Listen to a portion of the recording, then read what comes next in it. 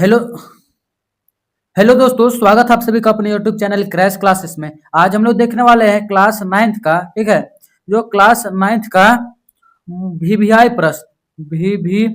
प्रश्न जो एग्जाम में बार बार पूछे जाते हैं। ठीक है, हिंदी एक आज देखेंगे हम लोग, जिस हम लोग मॉडल पेपर 2022 23-24 का हम लोग उठाए हैं। ठीक है, जिसमें से बहुत ही इम्पोर्टेंट प्रश्न था, क्योंकि जब मैंने 2025 का, ठीक है, 2024 का प्रश्न देखा तो उसमें से पता चला कि 30 से जो 40% जो प्रश्न था वह पीवाई क्यू, ठीक है, यानी कि पीवाई क्यू मॉडल पेपर से उठाए गए थे।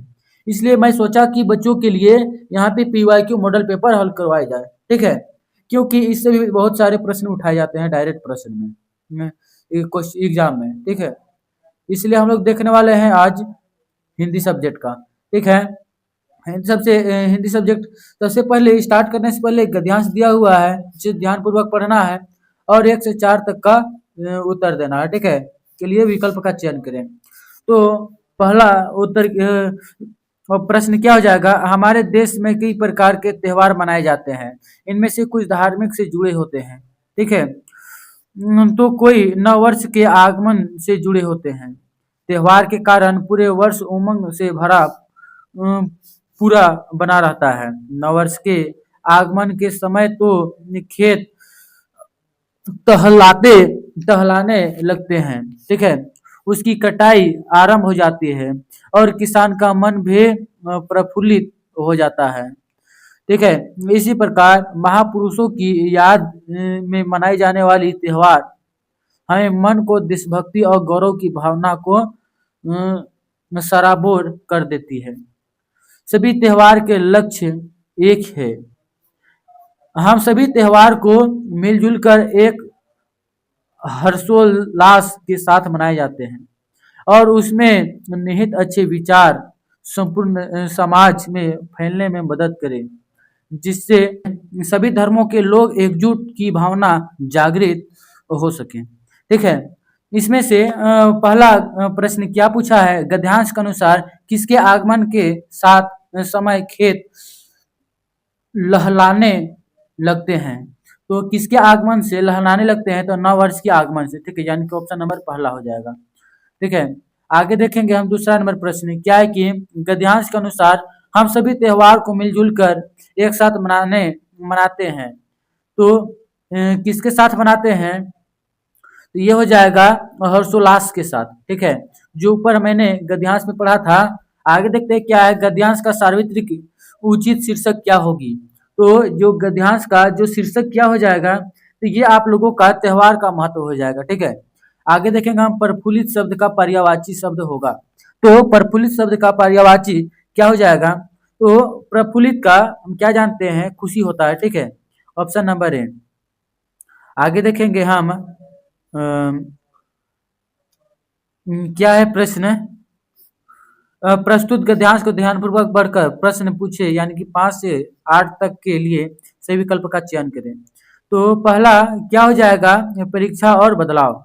ठीक है, जिसमें से ये भावना के डाकिए हैं जो एक महादेश से दूसरे महादेश को जाते हैं। तो हम समझ नहीं पाते हैं, मगर उनकी लाई चिट्ठियां पेड़ पौधे पानी और पहाड़ बचाते हैं। देखिए आगे क्या बोला है? हम केवल यह आंकते हैं कि एक देश की धरती दूसरे देश को सुगंध भेजती है। ठीक है, तो पहला प्रश्न क्या पूछा है? 5 नंबर की पक्षी और बादल को किस रूप में बतलाया गया है?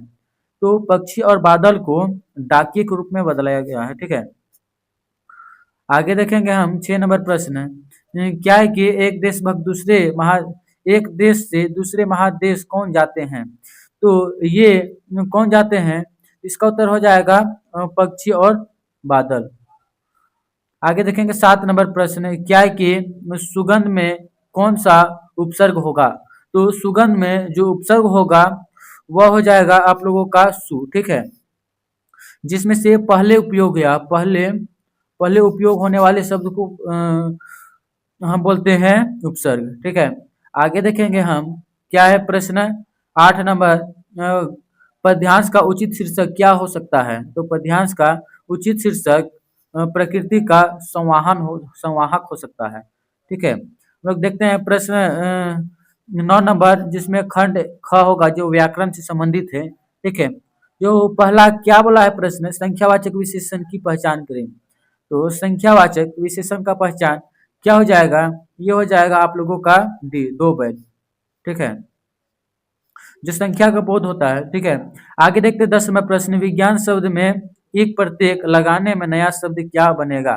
तो एक प्रतीक लगाने में नया शब्द क्या बनेगा, ये बन जाएगा आप लोगों का वैज्ञानिक। ठीक है, आगे देखेंगे 11 नंबर प्रश्न की इनमें से सरल वाक्य का उदाहरण कौन सा है। तो सरल वाक्य का उदाहरण क्या हो जाएगा, ये हो जाएगा आप लोगों का जोर जोर से वर्षा हो रही है। ठीक है, आगे देखेंगे हम 12 नंबर प्रश्न, क्या है इनमें से किस वाक्य में कर्ता ने चिन्ह का सही प्रयोग हुआ है। तो कर्ता ने चिन्ह का सही प्रयोग क्या हुआ है 12 का, ये हो जाएगा आप लोगों का शिक्षक ने कहा। ठीक है, यानी कि ऑप्शन नंबर ए। आगे देखेंगे हम क्या है 13 नंबर प्रश्न की, निम्नलिखित में से साकार का विलोम पहचाने। तो साकार का विलोम क्या हो जाएगा, जो साकार का जो विलोम हो जाता है ये हो जाता है निराकार। ठीक है, यानी कि ऑप्शन नंबर बी। आगे देखेंगे हम क्या है प्रश्न, ईंट का जवाब पत्थर से देना मुहावरे का सही अर्थ है। तो ईंट का जवाब पत्थर से देना या मुहावरे का सही अर्थ क्या हो जाएगा, ये हो जाता है आप लोगों का कड़ा प्रतिरोध करना। ठीक है, आगे देखेंगे हम 15 नंबर प्रश्न, क्या है कि निम्नलिखित में से कौन सा शब्द एक वचन है। तो एक वचन शब्द कौन सा हो जाएगा, ये आप लोगों को हो जाएगा आकाश। ठीक है, जो आकाश से वह एक वचन दिख रहा हमको। आगे देखेंगे 16 नंबर प्रश्न, क्या है कि औपचारिक पत्र में इनमें से कौन सा विकल्प नहीं होगा। तो औपचारिक पत्र में कौन सा विकल्प नहीं होता है, तो ये आप लोगों का अभिवाद। ठीक है, अभिवादन नहीं हो जाता। ठीक है, आगे देखेंगे हम 17 नंबर प्रश्न, क्या है कि निम्नलिखित लेखन के अंतिम चरण को क्या कहते हैं। तो निम्नलिखित निम्नलिखित निबंध लेखन के अंतिम चरण को क्या कहते हैं। तो ये आप लोगों का क्या हो जाएगा, ये हो जाता है उपसंहार। ठीक है, आगे देखेंगे हम 18 नंबर प्रश्न, क्या है कि संवादन में कौन से अंश आवश्यक होते हैं। तो संवादन में कौन से जो अंश होते हैं वो आवश्यक होते हैं। तो ये हो जाएगा आप लोगों का नाम, भाषा। ठीक है, नाम, भाषा, स्थल और गतिविधियां, ये सारे।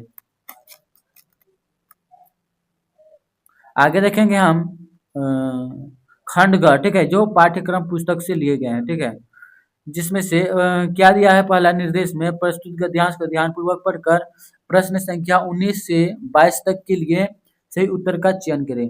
ठीक है, तो 19 से 22 तक के लिए आप लोगों को तो ये पूरा पढ़ना होगा। ठीक है, क्या है पहला कविता क्या बोल रहा है कि एक काले माथे वाली चतुर चिड़िया श्वेत पंख के झपाटे मार फैरन टूट पड़ी है भरे जल के हृदय पर, एक बिजली चटुल मछली चोंच पीली में दबाकर दूर उड़ती है गगन में।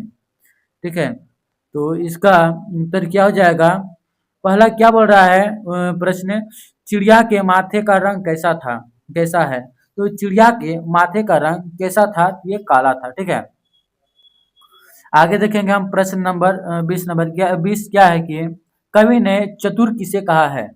तो कवि ने चतुर जो है वह चिड़िया को कहा है। ठीक है, आगे देखेंगे प्रश्न नंबर हम 21 क्या है कि चिड़िया मछली को किस तरह पकड़ती है।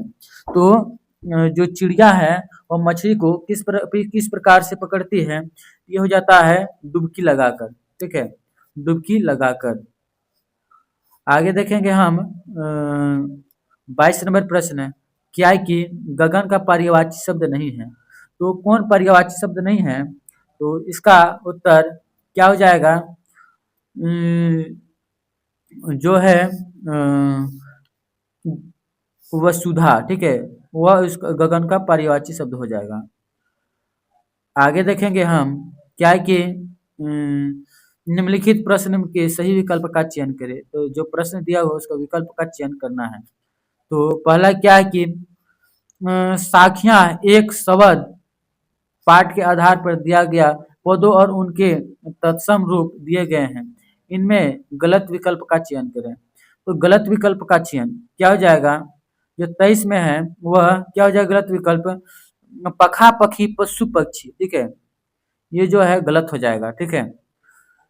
आगे देखा है क्या है इसमें से निरपक्ष यानी निष्पक्ष, दीहू यानी दोनों, अनंत यानी कि अनंत यानी कि अनंत, लेकिन ये गलत है।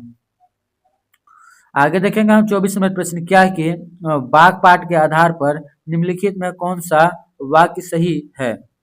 तो इसके आधार पर कौन सा वाक्य सही हो जाएगा?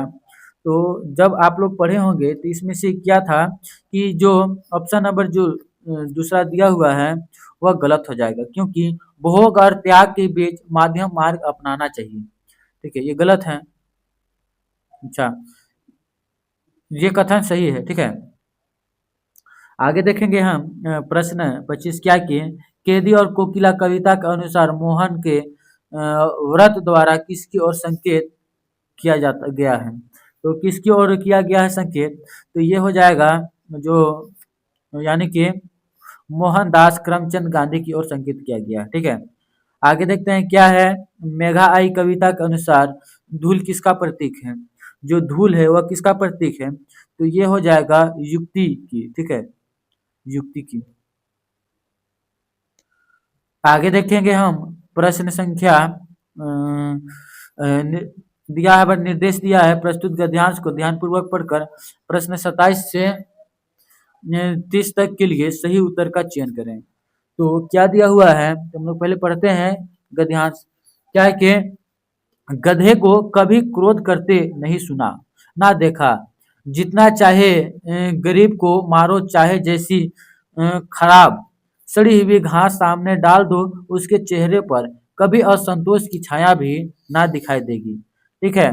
वैशाख में चारे एकाध बार कुले कर लेते हो, पर हमने तो उसे कभी खुश होते नहीं देखा। उसके चेहरे पर एक विषाद अस्थायी रूप में छाया जाता रहा है। सुख दुख हानि लाभ किसी भी दिशा में उसने बदलते नहीं देखा। ऋषि मुनियों के जितने गुण हैं वे सभी उसमें से पराकाष्ठ हो पहुंचे, पर आदमी उसे बेवकूफ कहता है। सद्गुणों का इतना अनादर कहीं नहीं देखा, ठीक है। तो ये जो पद्यांश दिया हुआ है उसमें से प्रश्न पूछा है कि 27 नंबर, गधा कैसा प्राणी है। तो जो गधा है वह कैसा प्राणी है? तो वह हो जाएगा आप लोगों का सहनशील प्रणाली है, प्राणी है, ठीक है। आगे देखेंगे 28 नंबर प्रश्न, क्या कि गधे में ऋषि मुनियों का कौन सा गुण पाया जाता है। जो गधे में कौन ऋषि मुनियों का कौन सा गुण पाया जाता है? तो ये पाया जाएगा आप लोगों का ऑप्शन नंबर ए, ठीक है, यानी कि सुख दुख में समान भाव में रहने। आगे देखेंगे हम क्या है 29 नंबर प्रश्न, गधे का आदमी क्या समझता है। गधे को आदमी क्या समझता है? बेवकूफ समझता है, ठीक है। जब मैंने ऊपर गद्यांश देखा तो उसमें था बेवकूफ। आगे देखेंगे क्या है प्रश्न 30 नंबर, गद्यांश के अनुसार विषाद का अर्थ होगा। विषाद का अर्थ क्या हो जाता है? तो विषाद का अर्थ क्या हो जाएगा? ये हो जाएगा दुख, ठीक है। विषाद को हम दुख भी कहते हैं। आगे देखेंगे 31 नंबर प्रश्न, क्या है कि लहासा की ओर पाठ में लेखक के सहयात्री का क्या नाम था। तो लहासा की ओर पाठ में लेखक का सहयात्री का क्या नाम था? तो उसका नाम जो था वह सुमति था, ठीक है, यानी कि पहला ऑप्शन नंबर पहला, ठीक है। क्या था नाम? सुमति, ऑप्शन नंबर पहला। आगे देखेंगे 32 नंबर क्या है, सांवले सपनों की याद पाठ के अनुसार साइलेंट वैली कहाँ स्थित है। तो जो साइलेंट वैली था वह कहाँ स्थित था?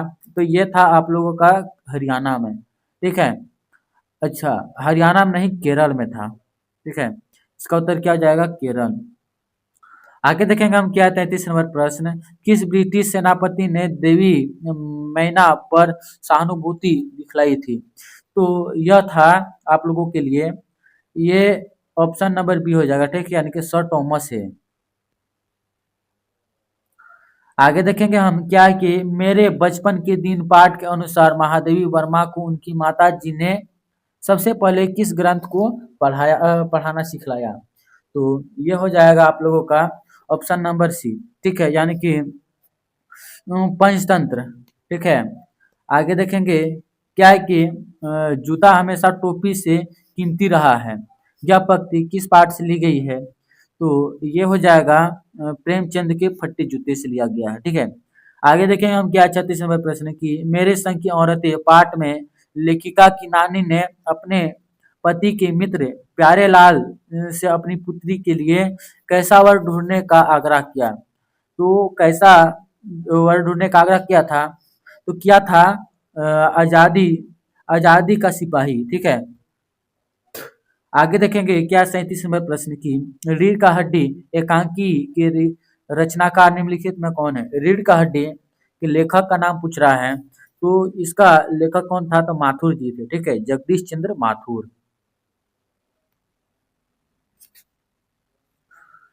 आगे देखेंगे क्या है 38 नंबर प्रश्न कि रीढ़ की हड्डी एकांकी में विवाह योग्य कन्या का क्या नाम था? यानी कि जिसका शादी होने वाला था उसका क्या नाम था? तो वह हो जाएगा, जो नाम था वह उमा नाम था, ठीक है, यानी कि ऑप्शन नंबर है। देखेंगे आगे 39 नंबर प्रश्न क्या निम्नलिखित में से किस पाठ में विस्थापन का दर्द है? तो विस्थापन का दर्द क्या हो जाता है? तो माटी वाली के पास था, ठीक है, माटी वाली के पास। आगे देखें क्या माटी वाली पाठ में किस शहर का वर्णन है? तो माटी वाली के पास जो है वह है टिहरी शहर का वर्णन है, ठीक है। ये था आप लोगों के लिए मोस्ट इम्पोर्टेंट भी आई प्रश्न, ठीक है, जो एग्जाम में इस बार जरूर पूछे जाएंगे। यदि आपने इससे पहले वाले वीडियो को नहीं देखे हैं तो यूट्यूब पे प्लेलिस्ट बना हुआ है, आप लोग जाके वहाँ पढ़ाई कर सकते हैं और अपना पढ़ाई को रंग दिला सकते हैं, ठीक है। इसलिए फिर मिलेंगे अगले और बेहतरीन टॉपिक के साथ। जय हिंद, जय भारत।